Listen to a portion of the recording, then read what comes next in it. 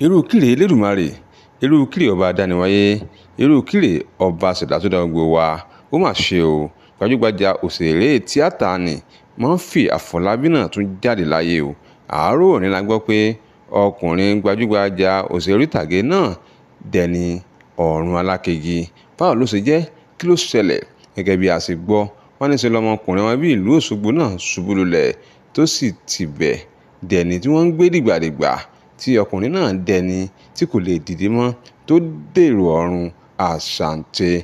Látìgbà tí ìròyìn aburú yìí ti jẹ́ àwọn èèyàn láyà, ní kálukú ti ń bèèrè lọ́wọ́ ara wọn pé ṣé lóòótọ́ ni Murphy Afolabi kú ni?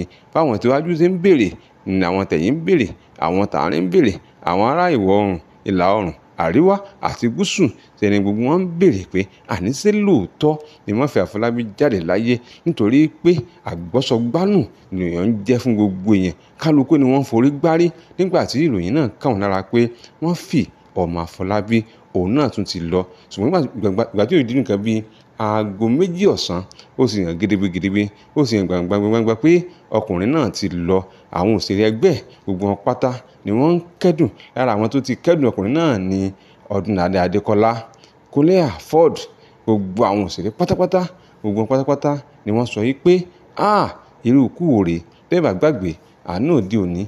Òun náà ni ọkùnrin tẹ́tà kan tó súnmọ́ àwọn ògògó ní ọdún Ifá, Adédìgbà, tóun náà tún jáde láyé.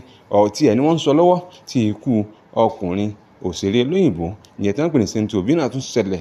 Lọ̀rọ̀ bá di pé kí ló ń ṣẹlẹ̀ gan lágbo àwọn onítíátà, kí ló ń ṣẹlẹ̀ lágbo àwọn òṣèré wa tó gbogbo apáta dáadáa kú, gbogbo apáta là ń lọ ọ̀run kò ṣeé fi yọ ẹnìkan. Ṣùgbọ́n àdúrà táwọn ń gbà ni pé kí Ọlọ́run ọba Elédùmarè kó bá wa foríjì àwọn tó lọ, ẹbí tán fi sílẹ̀ kó dó tì wọ́n, kó sì má ṣe ikú náà ní àkúfà láàrin àwọn ẹlẹgbẹ́ wọn àtẹ̀bí àtara wọn. Ó mà ṣe o, Murphy Afolabi.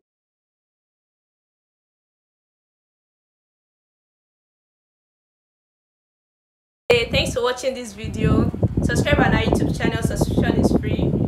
You can call us on 0080597807 for your event coverage. Thanks.